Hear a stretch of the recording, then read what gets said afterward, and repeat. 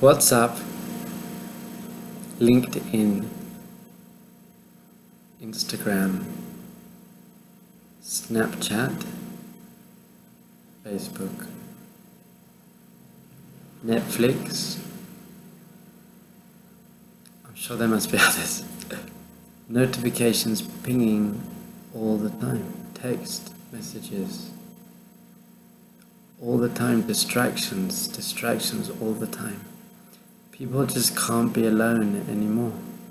It's so difficult when I tell groups that I spent many days of 10-day silent meditation retreat with no reading, no writing, no listening to music, nothing, just me and my mind. They feel sick.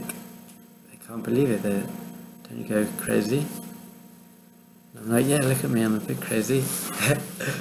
But I just read an article that the average American spends 93% of their waking hours in front of a screen. 93% of the time that they're awake in front of a rectangular flashing thing.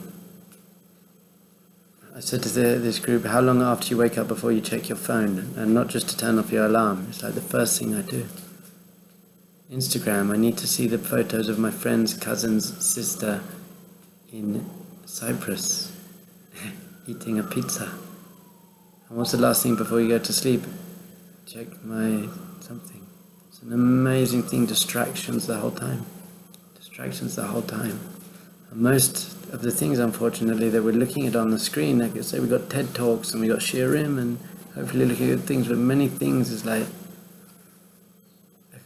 a video of cute kittens playing with a ball, which is lovely. I love kittens, they are cute. It's like, why? I think we're going to go to Shemayim and Hashem's going to say, you're a great person, but you spent 500,000 hours looking at Instagram photos and browsing through Facebook. It's like meaningless distractions to get away from our minds. So many people, we have difficult jobs and lives, and when we come home you just want to get away from it, just chill out for a second. But that chilling out, if the chilling out itself is meaningless and not helping you grow, it's just an escape.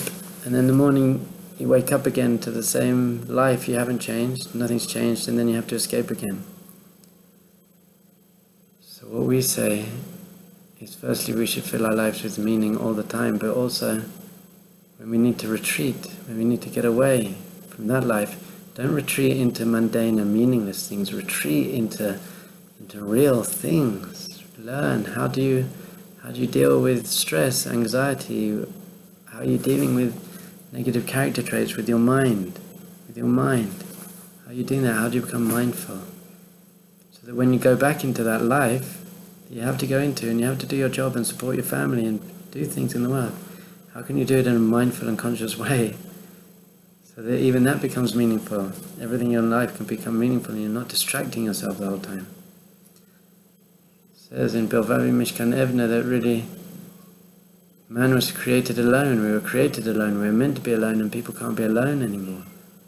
When was the last time you were really alone, with no phone notifications going off, and even no book and no ball to play with and no friends to talk, just sitting on your own? People can't do that. It's scary. I don't know what to do with myself. I need to be doing something. But once we can be fully, truly just with our own and be at peace, just sitting with ourselves and our minds, being in control and understanding and observing what's going on in our minds and in our hearts and in our souls. We're okay with that. Then we can be fully there for other people too. We can be fully there in the world.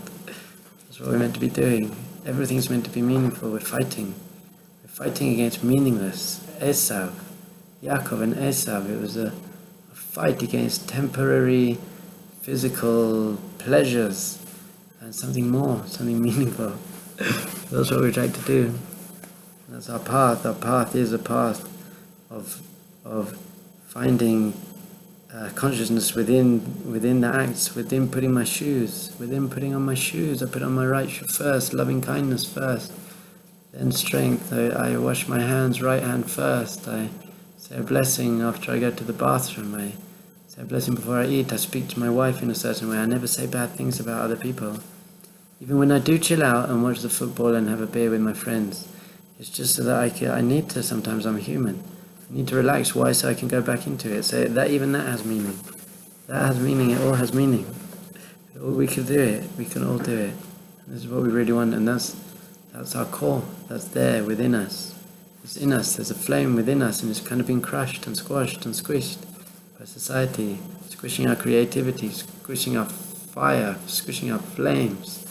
And we just got to strip away all that pressure and all that complex pain and difficulties and character traits and yet Sahara and mind power. Just get it away, and what's going to be there?